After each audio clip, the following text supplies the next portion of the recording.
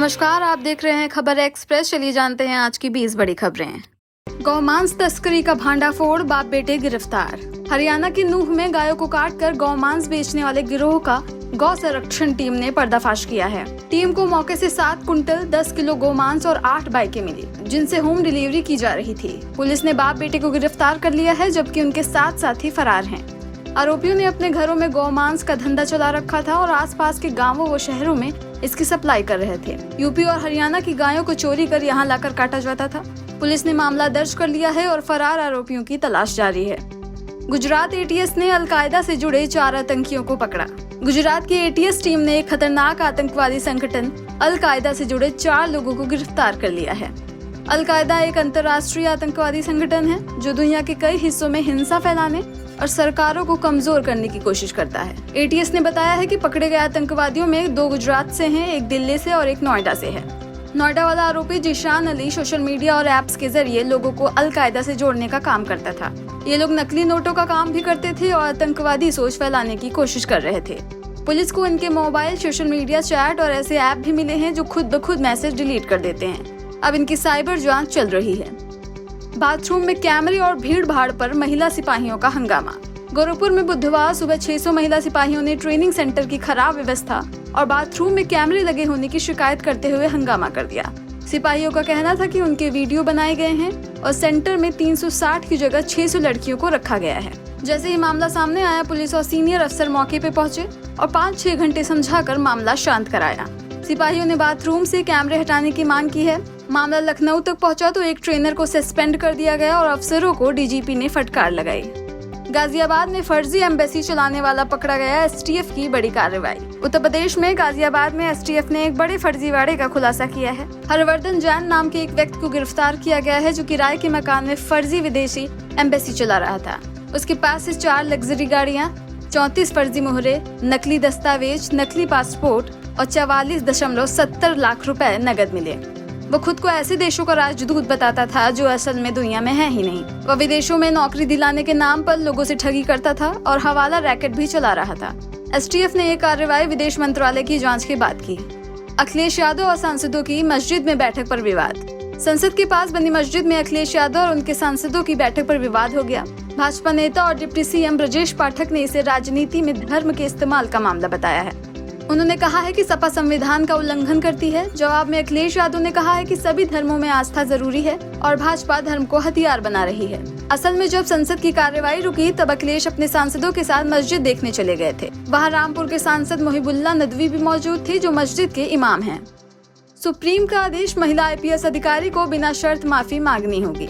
Supreme court ने एक महिला आईपीएस अधिकारी को अपने पूर्व पति और ससुराल वालों से बिना शर्त माफी मांगने का आदेश दिया है।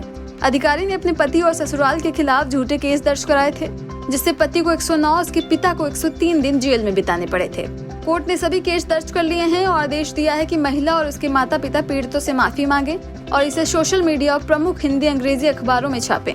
कोर्ट ने ये भी कहा है कि माफीनामा 3 दिन में फेसबुक, इंस्टाग्राम, यूट्यूब जैसे सोशल मीडिया पर अपलोड किया जाएगा। साथ ही तलाक की अर्जी मंजूर कर बच्चे की कस्टडी मां को दी गई, लेकिन पिता और उनके परिवार को भी बच्चे से मिलने की इजाजत दी गई है।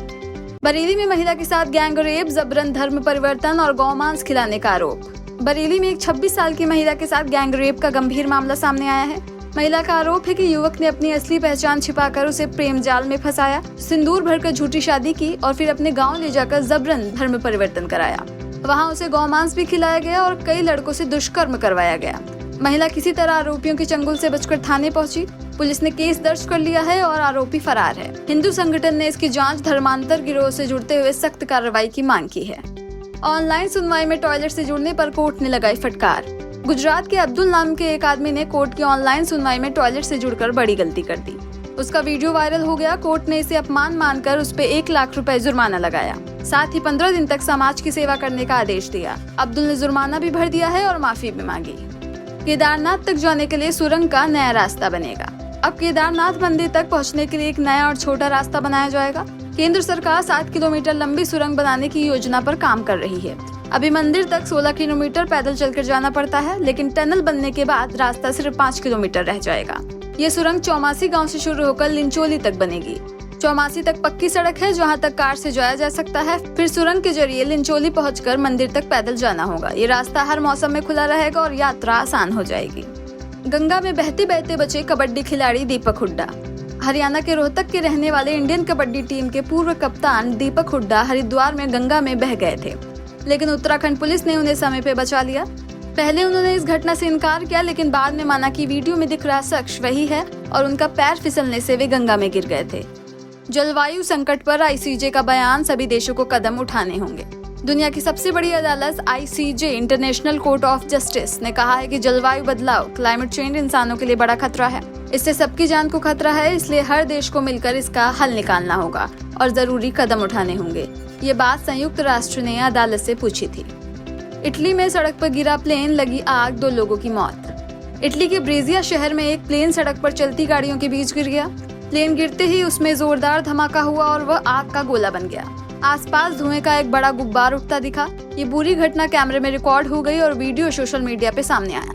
हादसे में पायलट समेत कम से कम 2 लोगों की मौत हो गई। मुंबई हमले के आरोपी तहव्वुर राना पर एनआईए ने कोर्ट में चार्जशीट दाखिल की। मुंबई आतंकी हमले के मास्टरमाइंड तहव्वुर राना के खिलाफ एनआईए ने दिल्ली की पटियाला हाउस कोर्ट में चार्जशीट दाखिल की है। इसमें राना पे भारत के खिलाफ साजिश रचने, मुंबई हमला करवाने जैसे गंभीर आरोप लगाए हैं। उसे 10 अप्रैल को अमेरिका से भारत लाया गया था। यूपी सरकार का बड़ा फैसला, अब युवाओं को मिलेंगे स्मार्टफोन की जगह नए टैबलेट। अब स्वामी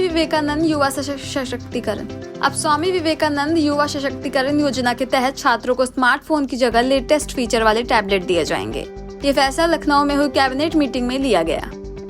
भारत ने चीन के लिए फिर से शुरू किया टूरिस्ट वीजा। भारत और चीन के रिश्ते अब थोड़ा थोड़ा सुधर रहे हैं। इसी के तहत भारत ने 24 जुलाई 2025 से चीनी नागरिकों को टूरिस्ट वीजा देना फिर से शुरू करने का फैसला लिया है। ये वीजा सेवा 5 साल पहले गलवान घाटी में हुए झड़प के बाद बंद कर दी गई थी। ट्रेन में 1.8 करोड़ रुपए कैश के साथ व्यक्ति गिरफ्तार। उत्तर प्रदेश की बलिया में पुलिस ने एक व्यक्ति को ट्रेन में 1.8 करोड़ की नकदी के साथ पकड़ा है। वह झांसी से छपरा बिहार जा रहा था। जब तलाशी ली गई तो उसके पास भारी मात्रा में कैश मिला। पुलिस ने बताया है कि नोटों की गिनती पूरी हो गई है और अब मामला आयकर विभाग को सौंप दिया गया है।